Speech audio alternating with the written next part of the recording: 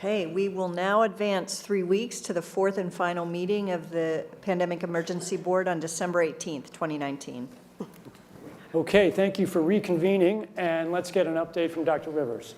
In the last 3 weeks, case numbers have continued to grow exponentially. We now have an estimated 4.2 million cases and 240,000 deaths.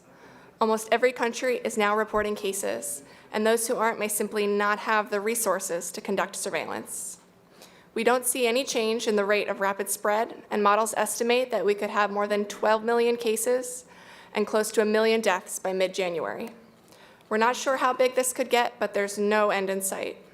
Financial markets are universally down by 15% or more on the year. Fear of a catastrophic pandemic and uncertainty about the capacity for governments to respond and remain viable are fueling investor uncertainty. We have called this meeting today because of major strategic problems around communication that are happening globally. And here's a media debate that just happened on air today.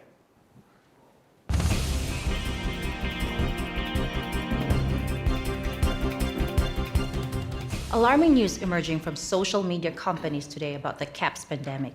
Twitter and Facebook are reporting they've identified and deleted a disturbing number of accounts dedicated to spreading disinformation about the outbreak. For more on this, we go to our correspondent, Catalina Parks. Chen, these accounts were created by several state-sponsored groups intending to sow political discord, and some individuals are seemingly seeking to gain financial advantages. Violence against healthcare workers and minority populations has been increasing. A recent riot highlights the real danger in these posts. Countries are reacting in different ways as to how best to manage the overwhelming amounts of dis and misinformation circulating over the internet. In some cases, limited internet shutdowns are being implemented to quell panic. Thank you, Catalina. For more on this, we are joined by experts on crisis communications and social media, Kevin McAleese and Sarah Lee. To me, it is clear countries need to make strong efforts to manage both mis- and disinformation. We know social media companies are working around the clock to combat these disinformation campaigns. The task of identifying every bad actor is immense. And experts agree that new disinformation campaigns are being generated every day.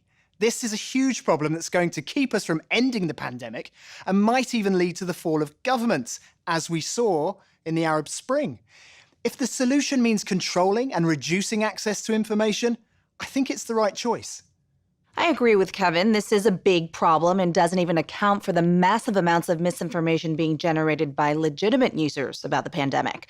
But it's not just trolls who are spreading the fake news. It's often political leaders themselves. Who's to judge what's real or not? Would we trust every government to separate truth from lies? I think this is more than just keeping the bad information out. It's also about making sure real public health information reaches the public. News is found from outlets other than social media. News organisations, public health groups and companies need to help people take the right actions to protect themselves by promoting accurate, real information about the outbreak. Okay, for more on this, we're going to get a briefing from our communications expert, Dr. Sell. Global health experts have highlighted that dis and misinformation are wreaking havoc on the CAPS response. Health workers are under attack in a number of locations due to rumors that they are purposely spreading the disease. And response efforts in many places have had to be suspended because of concerns around violence. Pharmaceutical companies are being accused of introducing the CAPS virus so they can make money on drugs and vaccines, and have seen public faith in their products plummet. Unrest due to false rumors and divisive messaging is rising and is exacerbating spread of the disease as levels of trust fall and people stop cooperating with response efforts. This is a massive problem, one that threatens governments and trusted institutions. Polls have shown that mis- and disinformation are ubiquitous. At least 90% of the public has been exposed to these messages. At the same time, misinformation messages come from a variety of sources, even government officials. And often governments are contradicting one another. We know that social media is now the primary way that many people get their news. So interruptions to these platforms could curb the spread of misinformation, but could also limit access to information from legitimate sources. health ministries around the world are attempting to combat mis- and disinformation by amplifying public health messaging through social and traditional media. But they are being outpaced by false and misleading information. National governments are considering or have already implemented a range of interventions to combat misinformation. Some governments have taken control of national access to the internet. Others are censoring websites and social media content. And a small number have shut down internet access completely to prevent the spread of misinformation. Penalties have been put in place for spreading harmful falsehoods, including arrests. Other countries have taken a more moderate approach and have focused on promoting fact-checking efforts and working with traditional media outlets, yet these approaches are limited in scope. Social media companies report that they're doing all they can to limit the use of their platforms for nefarious or misleading purposes. But this is a technically difficult problem, and false, misleading, or half-true information is difficult to sort without limiting potentially true messages. The bottom line is that members of the public no longer know who to trust. Both the misinformation and the measures to control it have led to a crisis of confidence. Thank you, Dr. Sell. So here's the policy crisis for this meeting of the board. How can governments, international businesses, international organizations ensure that reliable information is getting to the public and prevent highly damaging and false information to the extent that's possible about the pandemic from spreading and causing deepening crisis around the world? How much control of information should there be, and by whom? And how can false information be effectively challenged? And what if that false information is coming from companies or from governments? So your views would welcome. So I would start by pursuing where trust exists in the ecosystem. Jane, in a prior meeting, mentioned that there's considerable trust by employees of their employer, and that's been borne out by our own trust barometer in the last several years, where it's extraordinary the amount of trust given to the employer. And coupled with that, in times of crisis, as we're living, the role of the CEO and the trust given to the CEO for advocacy and for advancement of accurate information is considerable.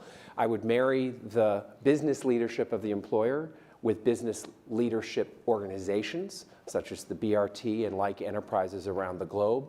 But I also think we're at a moment where the social media platforms have to step forward and recognize the moment to assert that they're a technology platform and not a broadcaster is over. They, in fact, have to be a participant in broadcasting accurate information and partnering with the scientific and health communities to counterweight, if not flood the zone, of accurate information, because to put the genie back in the bottle of the misinformation and disinformation is nigh impossible. So flood good information. Okay, others, yeah, Jane? Yeah, so can I agree with that? And my fact, it did come from the Edelman Trust Index, you'll be pleased to know, but also borne out by the work I've done as a CEO in my time. Can I also add that I think there are real technology opportunities here. I personally do not believe that trying to shut things down in terms of information is either practical or desirable. And we do have, I think, a couple of strategies that are available to us, one of which is the flood strategy, second of which is relying and informing and equipping trusted sources of information with the facts so they can then pass that on.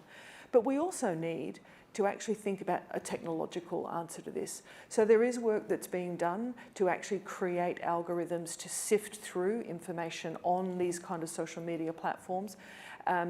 And I know that the Gates Foundation and others are funding organisations to work on things like this in order that people can actually have more confidence in the sources that they will use in any event. So okay. I think both a detailed solution working with individuals, but then also thinking about technology is something we have to advance. Asti.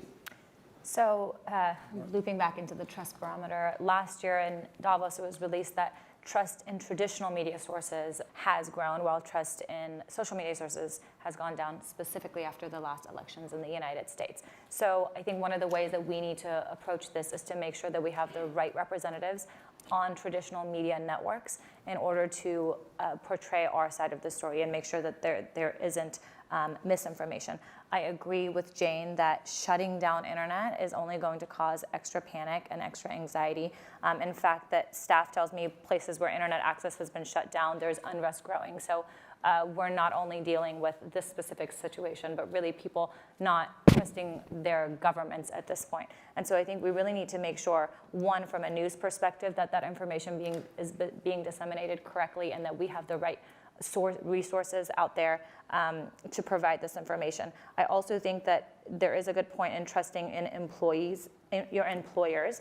There are lots of communications channel. For example, during the Ebola crisis at Texas Children's Hospital, we had daily briefings with the CDC to tell us what the situation was. And because of those daily briefings, we used between the intranet, internal global communications, and town halls, we use those sources to be able to disseminate information and make sure that our employees knew exactly what was going on, coming straight from the source, whether it was from our CEO, our chief nursing officer, others within the hospital. Okay, Tim and Chris? Oh, sorry. No, I think a complementary tactic too is to tap faith-based organizations and civil society and other institutions to recruit them also to basically, almost at a grassroots level, continue to basically have the integrity of the information. So I just pick up on the daily briefings, or twice daily briefings. During H1N1, WHO filled the parking lot in Geneva with the global press and provided them daily updates on what was happening. And I think that's a manifestation of flood, meaning you have to lead and lead regularly. And I think in the terms of the content is what we know and point to where communications have actually been pretty good. I think we projected the exponential increase in this quite well, and therefore there's legitimacy to what's being communicated. And so be clear about what's being communicated that we know and that is right, but also be very clear about communicating what is absolutely wrong. And being clear about that, and then also being clear about uncertainty and that's being managed. So I think in those three domains, very important not to deny, but to speak to them very clearly in the context of a daily briefing from, in this case, I can't imagine any other institution than WHO being the focal point. Martin and Chris, and then I'll come down this line. Thank you. I fully agree that this is pure crisis communication, and crisis communication today, also social media is part of it. And just to limit or even stop social media would create a huge damage. And we should use it, we should get it on our side, we should work together with them, and we should try to avoid this misinformation. And another topic is, I mean, our industry, there are indications meanwhile that we are getting this social conspiracy theory topic, that we are part of this conspiracy theory, that we are supporting this, that wealthy countries will spread out caps to poorer countries. And this is a clearly thing of social media that could be directed via clear crisis communication and confirmed and regular updated information. So I also agree with Matthew, companies this responsibility that the CEO talks to the staff, that the CEO improves this information flow, and then we have a chance to get it channeled. So in this case, are governments, do you think governments are at the point where they need to require social media companies to operate in a certain way? I hear you saying social media companies should not be impaired. Yep. But do they need to operate under different conditions? I think Matt alluded to that as well. Yes, I would say there are specific conditions now, and we have to find a way to cooperate and we have to find solutions for this, but not to hamper them. Chris? So I just want to build on Ed's comment about the importance of civil society and faith-based communities. I think, in addition to employers, people trust their neighbors, trust their local community organizations. With 3 million cases in the Americas, you know that local communities around the countries have been responding, whether it's to manage daycare so people can stay in school or go to work. So while the social media can provide better quality information, I think actually local community organizations can help individuals understand how to filter out some of the noise and to act on the good information that's there.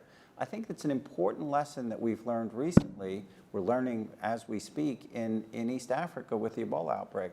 If you don't have the community trust and engagement, you can't deliver even effective countermeasures, even when you have them.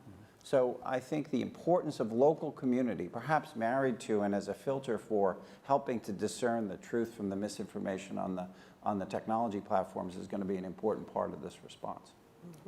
Steve, Brad, and then we'll go down the table here. Just 2 points. First is that we have to recognize that we are all susceptible to misinformation based on our prior beliefs and experience. And I think with the social media platforms, there's an opportunity to understand who it is that's susceptible in what form to misinformation. So I think there's an opportunity to collect data from that communication mechanism. The second thing is, with that ability, we can identify false information more quickly. We are actually receiving reports about people trying treatments that are purported to be effective but are actually harmful. And the quicker that's recognized and can be countered, the fewer people will fall susceptible to those things. Okay, thanks, Brad. Yeah, I don't want to be repetitive. I agree with almost everything that was said, but when we talk about our health, who do we typically trust? Our physician. And we're not talking about that right now. So, I mean, we need the physicians and the medical community really out there on the forefront talking about this. I remember I had access to local news in Atlanta when the patient was taken care of for Ebola that came back. And physicians were on there nightly talking about, don't panic. It's okay. This isn't going to go spread. So I would add physicians to it. Okay. Yeah. I've got some important news to share from our member companies. Rumours are actually spreading that the antivirals are causing CAPS, and so patients are not taking them anymore. And this is particularly an area where we have government mistrust. On the other hand, it's interesting because we are doing clinical trials in new antiretrovirals and, in fact, in vaccines. And social media, including Facebook, is actually enhancing recruitment. People are going to it, and they're actually seeking information on where they can participate and sign up. And so I sort of wonder that maybe we're in the mistake of reporting and counting all the fatalities and infections, and we're not sharing with people what are the wins. Who are the patient advocates that can say what worked for me, and maybe you should try that. I think we have an opportunity here. Okay, George, and then Avril. Sorry, you go ahead. No. By now, we have more cases in China and also death cases reported, and also my staff told me that because there's misinformation and there's some belief, people believe this is a man-made, some pharmaceutical company made the virus, so there are some violations and even death is because of this misinformation. As a, from like the CDC, and I don't know whether Steve agree with me, when you are doing the field work and you like to do some so-called TOT, training of trainers. So we really need to train the health workers, especially health care workers, their access to the patients, to the public. So make sure they got the right information. So not necessarily, sometimes the health care workers, they know something, but if they are not well trained, they might give the wrong information, but also they might say something, oh, I don't know. Even I don't know, that could hurt. So when I remember that's such a situation reminded me. When I was in Sierra Leone, and I was interviewed by radio, the national radio, I was asked by one of the audience to say, okay, we believe Ebola was man-made. It's transported from somewhere. So I think this is very important. We do the TOT. So make sure the healthcare workers have the right information. Okay, thank you. Avril? I very much agree with that. So, I agree with a lot of what's been said. I'd just add to it maybe by saying that I think one of the things we want to do is work with telecommunication companies to actually ensure that everybody has access to the kind of communications that we're interested in providing, because that's going to be critical for dealing with, obviously, the explosion of the disease. And then another issue, I suppose, is just through that, if you have a trusted source, I believe in the idea that we shouldn't be trying to control communication, but rather flood the zone in a sense with a trusted source that then is influential community leaders as well as health workers, as Brad noted, and others on these issues in order to try to amplify the message that's coming through. And I think Tim's absolutely right. I certainly seen the value of communicating constantly on these issues so as to continue to deal with, sort of the vacuum that can be created in this circumstance. But then also with the comments made about the fact that for all of the disinformation that will be put out, it's going to be important to actually have a response to those questions and to those concerns, as Stephen said. And I understand from staff that actually there are also intelligence sources identifying multiple foreign disinformation campaigns and so on. But it's all a part of a larger piece, which is to say that every time there is something that comes out that is in fact false information that is starting to actually hamper our ability to address the pandemic, then we need to be able to respond quickly to it. So I have a number of comments here. People want to react to what Avril just said. I see a couple of fingers just went up. Matt and Tim. I think just to build a little bit on what Avril said is I think as in previous conversations where we've talked about centralization around management of information or public health needs, there needs to be a centralized response around the communications approach that then is cascaded to informed advocates, represented in the NGO communities, the medical professionals, et cetera. You mean centralized internationally? But centralized on an international basis, because I think there needs to be a central repository of data, facts, and key messages. Tim, you wanted to comment on that, and then we'll go back to regular order here. Yeah, I think one important thing is there needs to be a sense of two-way communication, which is people on the front lines may be finding out that actually the system's not working as it should. And I think there should be a culture in the communications to feed back to authorities, places where the system is broken down, where supplies are short, where there are no health workers, where hospitals are dysfunctional, et cetera. Because that, and then with some credible investigation process, which is that then values the client. The second dimension of it, I think that's really important, is to get individual narratives on this. I mean, the fact is that most people will survive. And that's probably not a widespread public perception. And so people who have lived and survived and can say that they got good care or that they were treated appropriately will help build confidence in the system in a way that perhaps the data doesn't do as effectively. Hasti, Latoya, Sophia, and then Jane. So I think a couple of things we have to consider are, even before this began, the anti-vaccine movement was very strong. And this is something specifically through social media that has spread. So as we do the research to come up with the right vaccines to help prevent the continuation of this, how do we get the right information out there? How do we communicate the right information to ensure that the public has trust in these vaccines that we're creating?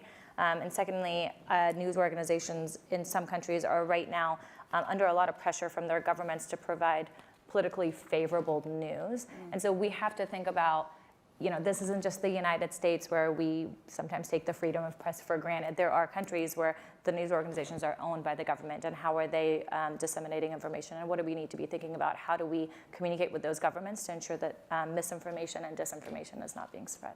Thanks, Latoya.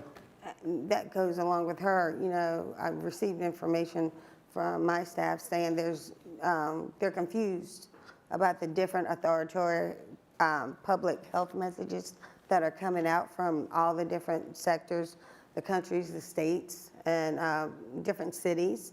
And they're concerned about the differences, what the World Health Organization is, saying versus what their government is saying and what the total consensus are.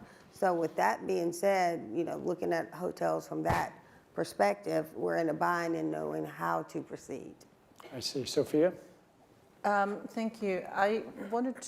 The discussion is focusing on mis and disinformation, but I think what's important to counter some of that is to actually put out information or good news stories of people who have actually beat the disease, or best practices in other parts of the world that is delivering on results and sharing that.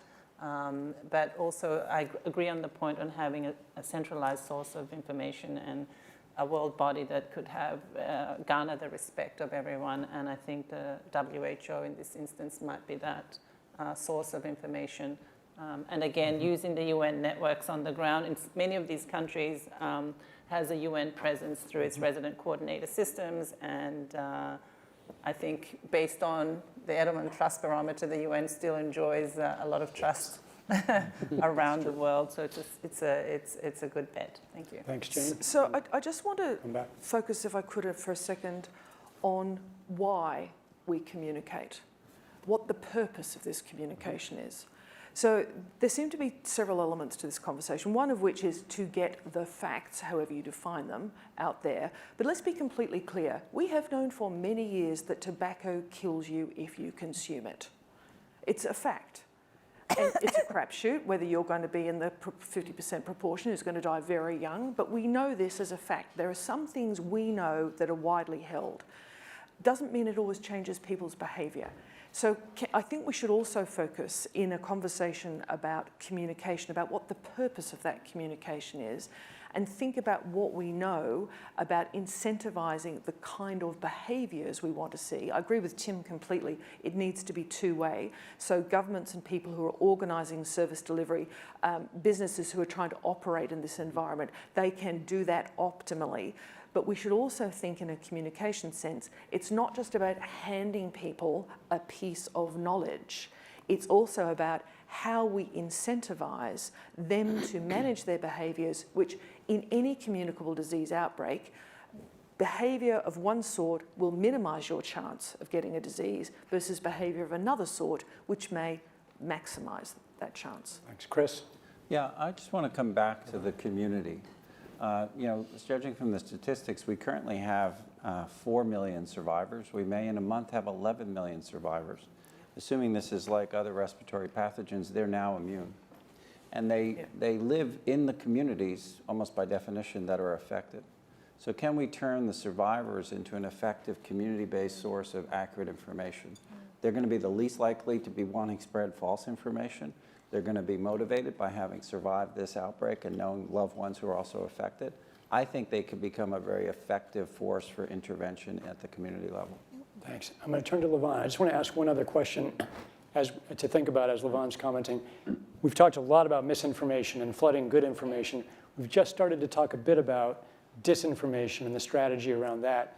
And Avril or others, after Levon comments, if you have any additional thoughts about the particular approaches to disinformation that may be distinguished from misinformation, it'd be good to hear about those. Yeah. But Levon? So I've received a note to say that some bad actors are actually using social media to spread rumors about specific companies in order to profit from short selling. So, along the lines of what we've been talking about, this is going to cause companies to come up now to get some of the screen time as well, because they need to spread the correct information. But one thing we haven't spoken about, and I'm wondering whether it's time to talk about this, is a step up from the part of the governments on enforcement actions against fake news, right? Some of us, these are new regulations that come in place about how we deal with fake news. And maybe this is a time for us to showcase some cases where we are able to bring forward some bad actors and leave it before the courts to decide whether they have actually spread some fake news. So we have about 3 minutes left for this discussion. I just want to throw one more question out for your final thoughts on what if it is, as some people have raised, governments that are spreading misinformation either inadvertently or to some political advantage? How do we work around that with international organizations or business? Are there particular things that people haven't mentioned already that are worth talking about? But does anyone want to talk about either that or disinformation or other topics in the last couple of minutes? Sure. Sorry, go ahead. No, please. So can I have a very quick so I want to touch a little bit about science. I want to follow Chris' talk, because that's a very good challenge. We have survivors. Because we have so many survivors, the epidemic already for 2 months. We have all these modern technologies and the platforms. It's time to think about it, to try to isolate the human antibodies for this, because this is the very serious pandemic, but we want also to see the future. That will help science-based information. Thanks. Thanks. Avril? Sure. If you have state-sponsored disinformation, there's obviously additional tools that you can bring to bear to try to address that situation, not the least of which is bringing together other countries to effectively, take action against them for the kind of campaigns that they're propagating. But but generally, I would say the disinformation, the line between disinformation and misinformation is not always an easy one to find. And the reality is the greatest way to impact it, in my experience, is not to let it sit. So in other words, find your trusted interlocutors that are capable of saying, this is not acceptable, this is in fact the truth, here's the information. And I think the community of survivors is one example, but there's a whole series, employers, trusted faith leaders, variety of health workers, and so on can be part of that. In addition, obviously, you want to work with the private sector and those who are spreading information generally to see that they can bring things down that are in fact lies or false information that's being put forward as a way to minimize it. But having a source, a national source, an international source, other trusted sources, and really guiding everybody towards that information is one of the most effective ways to deal with a situation like that. Great. I have Martin, Tim, If it comes back to misinformation on a level of governments, of countries, then we need, as Sophia mentioned, trustable international organizations, UN, WHO, and they have to come together, to get together, to spread this trust and to work against this. We cannot hold governments from doing misinformation on their own. So I fully trust on these organizations. Tom, just to build on that, I think you're right. It's important that the UN and WHO remain very clear. But when they challenge governments directly, they often get into this issue of sovereignty.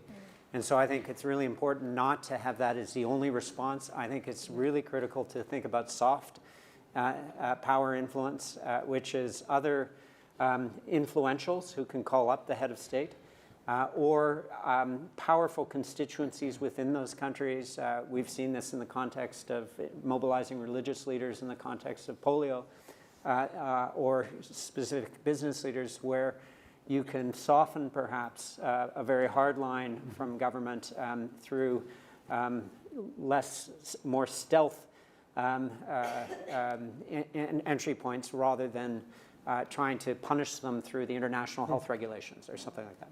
Great. And Adrian, I think last comment. I think it's important to think about what atypical players in the private sector can we bring to bear in this.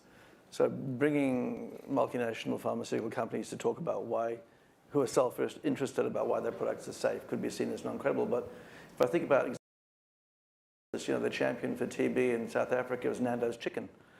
And so I think as we think about these large atypical players who have no credible vested interest in this issue but have a strong voice that's economically differentiated for their governments as well in their country, they're going to listen to them with some respect, I think would be very important.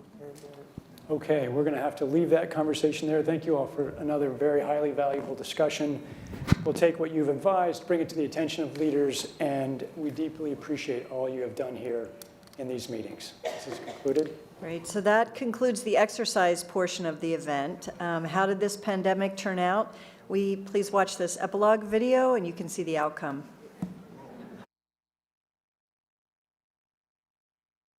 The outcome of the CAPS pandemic in Event 201 was catastrophic. 65 million people died in the first 18 months. The outbreak was small at first and initially seemed controllable, but then it started spreading in densely crowded and impoverished neighborhoods of megacities. From that point on, the spread of the disease was explosive. Within 6 months, cases were occurring in nearly every country. At first, wealthy countries with advanced healthcare and public health systems were primarily able to limit the spread of the disease within their borders. As systems became overwhelmed, however, no countries were able to control its spread. And the disease affected people of all socioeconomic status, from the very poor to the extremely rich, from sanitation workers to CEOs and national leaders. The economic consequences were dramatic. The high death toll and even greater numbers of sick hurt productivity in many industries.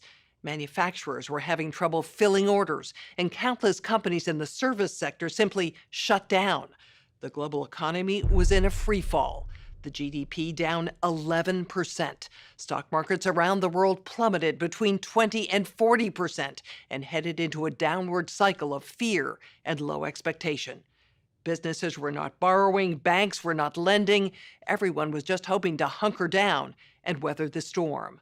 While nearly all businesses were affected, certain sectors were especially hard hit: travel, finance, service, manufacturing, healthcare, and insurance among them, with some major companies going bankrupt.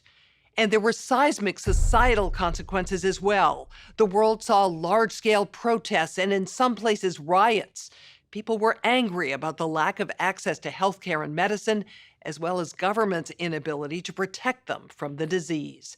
This led to violent crackdowns in some countries and even martial law. Political upheaval became the rule across the globe. The public lost trust in their respective administrations. Several governments fell, while others were desperately striving to hold on to power. This spurred further crackdowns.